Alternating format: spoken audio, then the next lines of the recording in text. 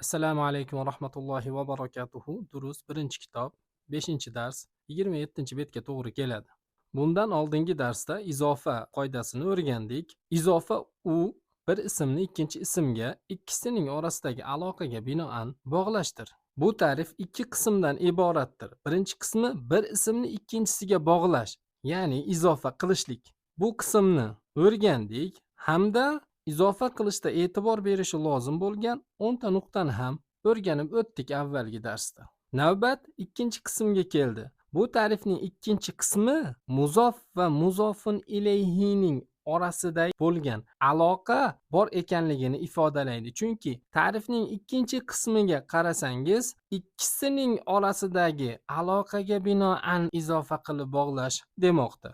Demak, muzof birinchi ismni, muzofun ilayhi ikkinchi ismga aloqasi, ya'ni aloqadorligi mavjuddir. Asosan va eng ko'p uchraydigan muzof va muzofun ilayhining orasidagi aloqani, ya'ni aloqadorlikni ikkitasini o'rganamiz. Birinchisi mulkiyadir, ikkinchisi ixtisosdir. Azifil kalimatal ula ila thaniyati. Azif izofa qil degani, kalimata so'z, kalimatadagi fatha ne qo'shimchasi al ula birinchi, ila ga degani at-thaniyati ikkinchi. Azifil kalimatal ula ila thaniyati. Birinchi so'zni ikkinchiga izofa qiling. Birinchi misol qolamun hamidun. Qolamun so'zini hamid so'ziga izofa qilishlik uchun avvalgi so'zdan, ya'ni muzofdan tanvinni yechamiz, qolamu bo'lib, ikkinchi so'z hamidunni oxirini jar qilamiz hamidin qilib. O'shanda qolamu hamidin bo'ladi. Bu izofada muzof va muzofun ilayhining orasidagi aloqa mulkiyadir, ya'ni egalik qilishdir. Muzof muzofun ilayhining mulkidir. Qolamu hamidin, hamidning qalami, ya'ni qalam hamidning mulkidir. Hamid bu qalamga egalik qiladi ma'noda. Baytun so'zini abbasun so'ziga izofa qilsak, baytu abbasin, Abbosning uyi bo'ladi. Muzof va muzofun ilayhining orasidagi bo'lgan aloqa u ham mulkiyadir. Uy Abbosning mulkidir. Abbos bu uyga egalik qiladi ma'noda. Miftahun so'zini baytunga izofa qilsak, miftahul bayti, uyning kaliti bo'ladi. Muzof va muzofun ilayhining uy va kalitning orasidagi aloqadorlik ixtisosdir, ya'ni xoslikdir. Muzof muzofun ilayhiga xosdir. Kalit bu uyga xosdir. Xossatan bu uyning kalitidir degan ma'noda. Dukkanun so'zini at-tajiru so'ziga izofa qilsak, dukkanut tajiri, tijoratchining do'koni bo'ladi. Muzof va muzofun ilayhining orasidagi aloqadorlik mulkiyadir, ya'ni egalik qilishlikdir. Do'kon tijoratchining mulkidir. Tijoratchi bu do'konga egalik qiladi ma'noda. G'urfatun so'zini aliyun so'ziga izofa qilsak, g'urfatu aliyin, alining xonasi bo'ladi. Muzof va muzofun ilayhining orasidagi aloqa voqelikka qarab mulkiya ham bo'lishi mumkin. Ya'ni xona Alining mulkidir. Ali bu xonaga egalik qiladi degan ma'noda ham bo'lishi mumkin yoki voqelikka qarab ixtisos ham bo'lishi mumkin. G'urfata aliyin, Alining xonasi, xona Aliga xosdir. Xossatan Alining xonasidir ma'noda bo'lishi ham mumkin. Baytun al-muhandisu, baytul muhandisi, muhandisning uyi, ikkisining orasidagi aloqa mulkiyadir. Uy muhandisning mulki. Muhandis bu uyga egalik qiladi ma'noda. Daftarun saidun, daftaru saidin, Saidning daftari. Ikkisining orasidagi aloqa mulkiyadir. Daftar Saidning mulki. Said bu daftarga egalik qiladi ma'noda. Ismun al-waladu, ismul valadi, bolaning ismi. Muzof va muzofun ilayhining orasidagi aloqa ixtisosdir, ya'ni ism bolaga xosdir. Xossatan bolaning ismidir ma'noda. Mindilun yasirun, mindilu yasirin, Yasirning ro'molchasi. Ikkisining orasidagi aloqa mulkiyadir. Ro'molcha Yosirning mulki. Yosir bu ro'molchaga egalik qiladi ma'noda. Kitabun so'zini Alloh ismiga izofa qilsak, kitabullohi, Allohning kitobi. Allohning kitobi Qur'ondir. Qur'on Alloh taoloning kalomidir. U Alloh subhanahu va taoloning ulug'vorligiga, buyukligiga, jalolatiga loyiq bo'lgan sifatidir. Bu o'rinda ixtisos bo'ladi. Xossatan Alloh taoloning kitobi. Qomisun Ammarun, qomisu Ammarin, Ammorning ko'ylagi. İkisining orasidagi aloqa mulkiyadir. Ko'ylak Ammorning mulki, Ammor bu ko'ylakka egalik qiladi ma'noda. Bintun at-tabibu, bintut tabibi, tabibning qizi. Muzof va muzofun ilayhi orasidagi aloqa ixtisosdir. Xossatan tabibning qizi ma'noda. Sarirun Xolidun, sariru Xolidin, Xolidning yotog'i. İkisining orasidagi aloqa mulkiyadir. Yotoq Xolidning mulki, Xolid bu yotoqqa egalik qiladi ma'noda. Miftahun as-sayyaratu, miftahus sayyarati, mashinaning kaliti. Muzof va muzofun ilayhi orasidagi aloqa ixtisosdir. Kalit mashinaga xos, xossatan mashinaning kaliti ma'noda. Sayyaratun bu bizi tilda bugungi kunda mashina deb keng ishlatiladi. O'zbek tilida markab, ulov, arava deb ham ishlatish mumkin. Demak, muzof va muzofun ilayhi orasida 4 xil aloqa bordir. Biz undan asosan eng ko'p ishlatiladigan ikkitasini mulkiga egalik qilish, ixtisos, xos bo'lish ikki aloqani o'rgandik. 27-betdagi Said va Yosir orasidagi bo'lgan o'zaro suhbatga, ya'ni dialogga qaytamiz. Said so'rab: "Akitabu Muhammadin hada ya Yasiru?" Ey Yosir, bu Muhammadning kitobimi deb so'radi.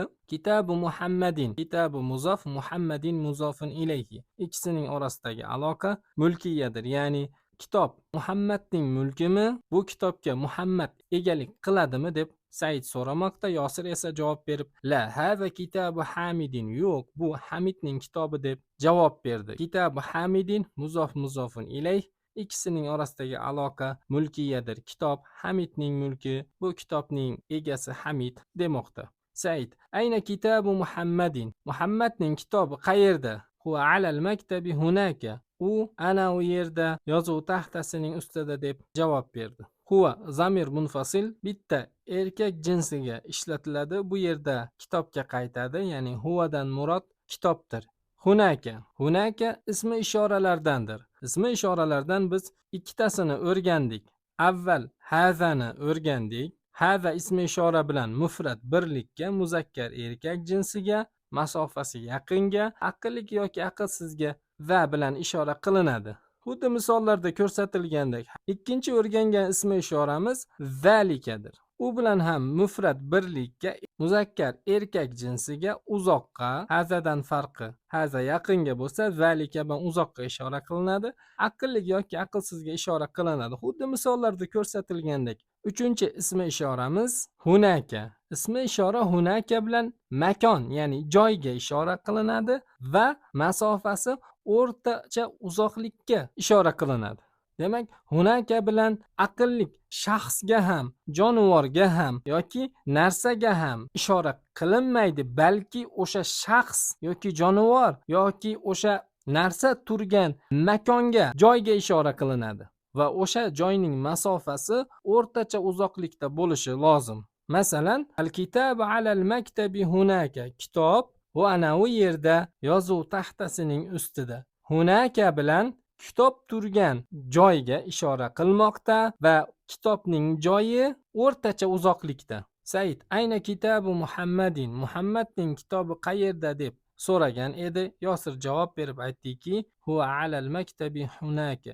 U ana u yerda, yozuv taxtasining ustida dedi. Demak, hunaka bilan o'rta uzoqlikdagi kitobning joyiga ishora qildi Yosir. Ayna daftar Ammarin? Ammorning daftari qayerda deb so'radi. Yosir javob berdiki: "Huwa ala maktabil mudarrisi." U mudarrisning yozuv taxtasining ustida. Huwa zamir munfasildir. U bitta erkak jinsiga, ya'ni muzakkarga ishlatiladi. Bu yerda huwa daftar so'ziga qaytmoqda, ya'ni huvadan murod daftardir.